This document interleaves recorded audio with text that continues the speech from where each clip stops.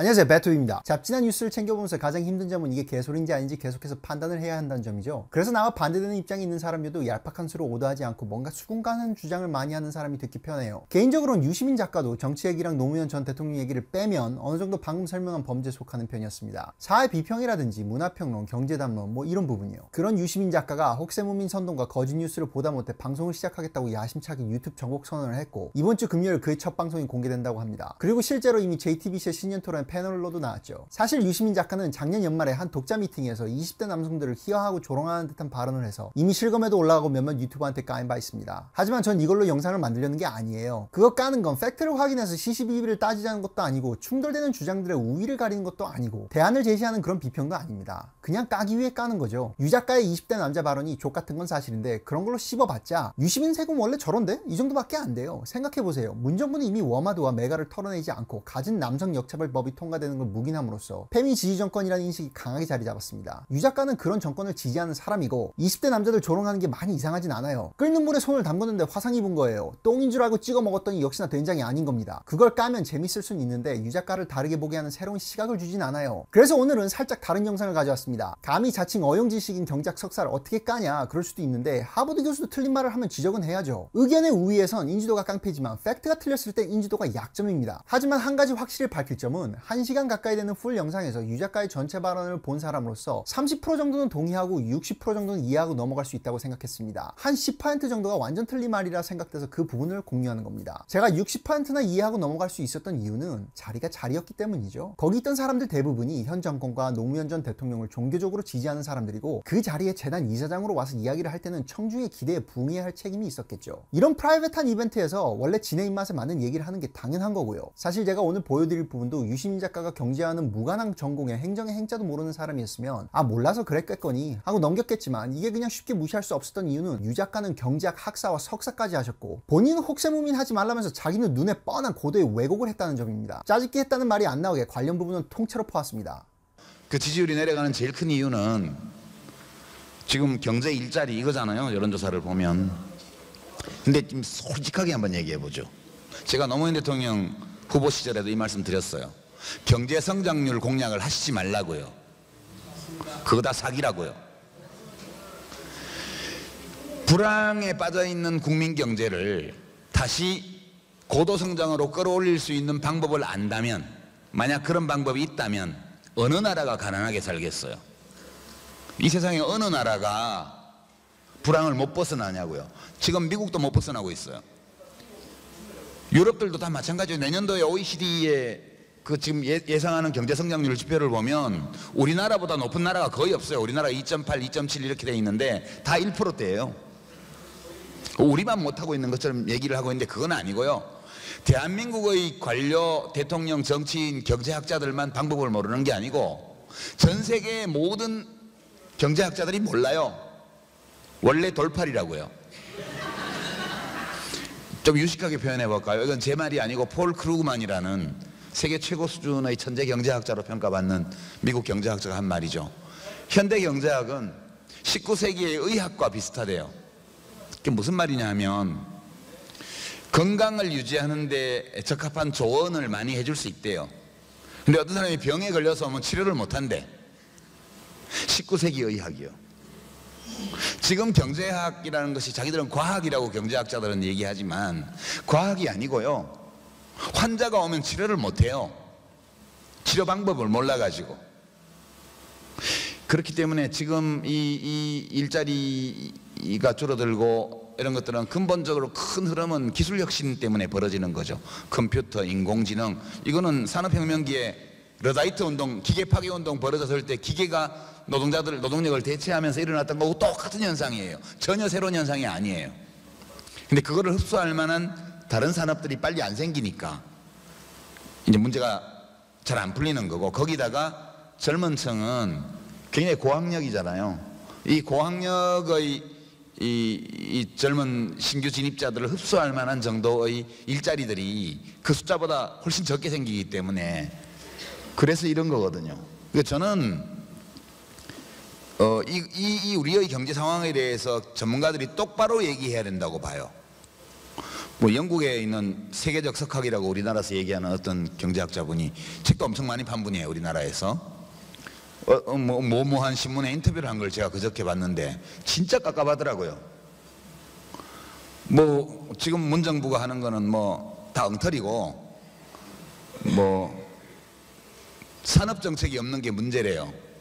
그러면 이제 산업 정책을 뭘 키워야 되냐고요. 어느 산업을 키우며 그걸 어떤 방식으로 키워야 할지에 대해서 얘기를 해줘야죠. 의사라면. 근데 거기서 끝이에요. 국가가 산업 정책을 해야 돼요. 어떻게? 잘. 그런 내용이에요. 근데 그게 대문짝만한 인터뷰로 나와서 지금 정부가 할 수 있는 일이 있는데도 또는 방법을 알고 있으면서도 경제를 팽개쳐서 안 하는 것처럼 이렇게 하고 있어요. 저는 제가 정부에 있으면 이런 말 못하죠. 정부에 있는 사람이 이런 말을 하면 싸가지 없다 그럴 거라고. 저는 정부에 있지도 않고 정부에 갈 생각도 없고 선거에 나가지도 않고 정치를 할 생각도 없는 사람이니까 그냥 얘기하는 거예요. 혹세무민이에요 이게. 그래서 경제는 앞으로도 상당 기간 어려울 거고요. 그리고 이 어려운 경제 상황에서 적응을 해야 돼요 우리가. 저는 그렇게 봅니다. 지지율 떨어지는 건 못 맞고요.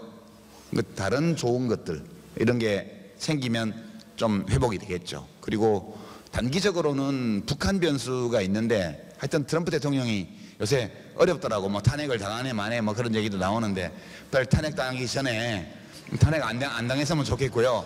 탄핵 당하기 전에 빨리 북한하고 해가지고 그쪽이 적어도 한 5년 내지 10년간은 우리 경제에 활력을 불어넣을 수 있는 변수가 되리라고 봐요. 우선 1번 미국도 불황이다 혹은 불황에서 빠져나오지 못하고 있다. 유럽도 마찬가지다. 이건 그냥 거짓말이죠. 미국에 대해서 살펴보겠습니다. 대표적 척도로 보는 증시, GDP 성장률, 소비자 신뢰지수 그리고 취업률이 다 불황과는 거리가 멉니다. 그리고 미국은 NBER이라는 기관이 불황이냐 아니냐를 공식 발표합니다만 그 기관에 따르면 미국은 현재 불황이 아닙니다. 오히려 미국은 이 호황이 얼마나 더 지속될 수 있겠냐고 걱정하는 분위기죠. 그리고 2번 이건 경제학 공부한 사람이 비전공자 상대로 해서는 안 되는 속임수입니다. 유럽 국가 나 다른 선진국이 우리나라에 비해 OECD 경제 성장률 관망이 낮은 이유는 우리나라 경제 성장률이 인도와 중국이나 다른 개발도상국보다 낮은 이유와 마찬가지입니다. 그럼 왜 개발 중인 국가가 선진국들보다 성장률이 당연히 높은 건가? 라고 물을 수 있습니다. 그건 바로 한계 효용 체감의 법칙과 환수 효과의 법칙에 의한 거고 이미 경제학에선 분석과 토론은 어느 정도 끝낸 주제입니다. 그런데 그걸 알만한 분께서 한국은 유럽 국가들보다 경제 성장률이 높으니까 오히려 우리가 나은 편이다 라고 청중에게 주입을 하면 안 되죠. 만약에 유 작가가 우리나라의 성장률은 우리나라 경제 수준을 고려했을 때 선진국과 개발도상국 사이에 적당한 수준이다 라고 말했다면 달랐겠지만 유시민 작가의 이런 발언은 속셈이 너무 뻔히 들여다 보입니다. 그럼 3번 유 작가는 폴 크루그만을 인용했는데 그럼 저는 해리 트루만을 인용하겠습니다. 한국전쟁 당시 미국 대통령이었던 해리 트루만 대통령이 집권 시절에 엄청 빡쳐서 그랬죠. 외파리 경제학자를 데려오라고. 왜냐면 경제학자들은 맨날 이렇게 하면 이런데 또 한편은 이런 현상도 일어날 수 있어요 라면서 정책의 양면성을 언제나 강조했기 때문입니다. 이걸 영어로 표현할 때 this and that but on the other hand this and that 이라고 해서 외파리였으면 좋겠다라고 한 말입니다. 맞아요. 그게 경제학이고 그걸 잘 경청해서 최선의 정책을 고안해내고 시행하는 게 정치인들과 관료들의 업무입니다. 사실 경제학자는 진단만 대충 맞아도 성공한 겁니다. 감기 걸렸다고 진단을 했는데 수영 가는 환자가 병신이지 그걸 바로 못 낚았다고 의사가 돌팔입니까? 유 작가가 여기서 경제를 살리는 시원한 해답을 내놓지 못하는 경제학자들을 돌팔이라고 무리해서 깐 이유가 있습니다.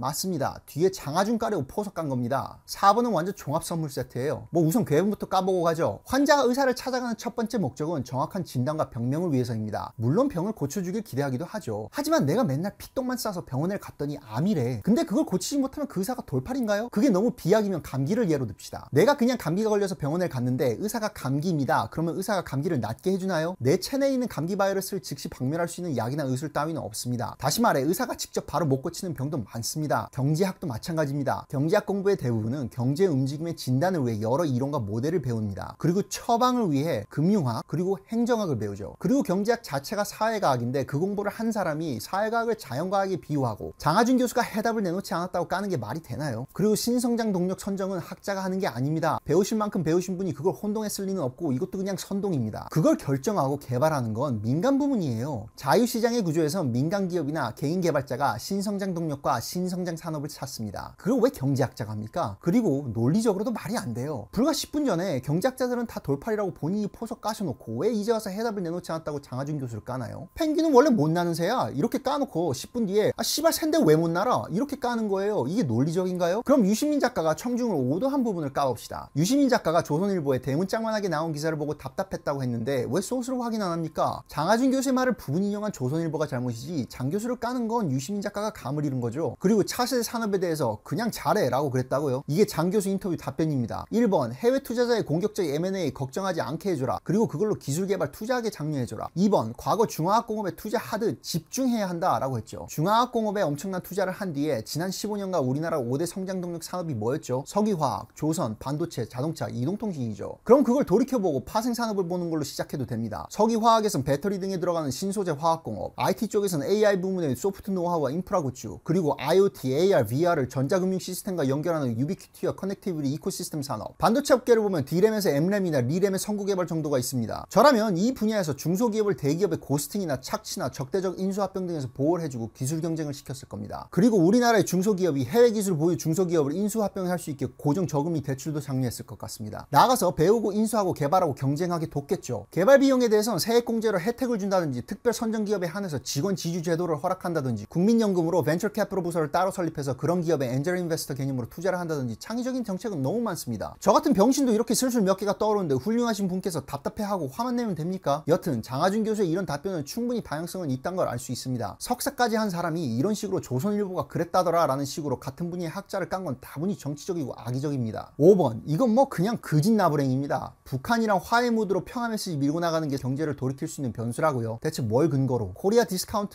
디스카운트는 남북관계가 지배적이지 않아요. 오히려 남북관계랑 관련 없는 부분이 더 크다는 주장도 있습니다. 경제학 전문 지식이 있는 분이시면 적어도 비용 편익 분석 측면에서 말씀하셨어야죠. 자리가 자리인지라 전문적 디테일은 불필요했겠지만 이런 노력이 필요하고 이런 편익이 창출될 것으로 예측한다. 뭐 대충 이 정도는 해야 하는 거 아니었나요? 왜 장하준 교수는 덮어놓고 깠으면서 본인은 더 두리뭉실하게 말하나요? 정리하자면 저는 유시민 작가의 활동 재개를 환영합니다. 다양하고 다층적인 논리가 대중에게 오퍼된다는 것은 배우고자 하는 사람에겐 즐거운 일이 아닐 수 없어요. 그러면 왜 유 작가에게만 그리 엄하냐 라면서 색깔 이분법을 펼치는 사람도 있을 수도 있습니다. 그럼 이렇게 반문해보죠. 서울대생이랑 초등학생이랑 같은 기준으로 평가합니까? 자칭 어용지식인이 정치할 생각은 없다 하면서 진보 진영의 기대를 한몸에 받고 활동을 재개하겠다고 말했으면 정치적 속셈이 뻔히 보이는 거짓말이나 심한 왜곡은 하지 말았어야죠. 그렇게 치면 그 사람이 까는 조중동이랑 뭐가 다릅니까? 유시민 작가의 활동이 진보 진영의 자충수가 되지 않길 바라는 입장입니다. 보세요. 이미 20대 남자 희화 발언으로 보기 좋게 씹혔잖아요. 10여 년 전에도 조개 껍질 발언, 한나라당 박멸 발언, 기독교 조롱 발언으로 청문회에서 스스로 언어 순화에 유념하겠다고 공석에서 말씀하셨는데 그건 정치인 립 서비스였나요? 유 작가 본인에게 걸려있는 기대가 아님 말고 식의 양아치 짓이 용납되는 수준이 아니라는 점은 잊지 않으셨으면 좋겠습니다.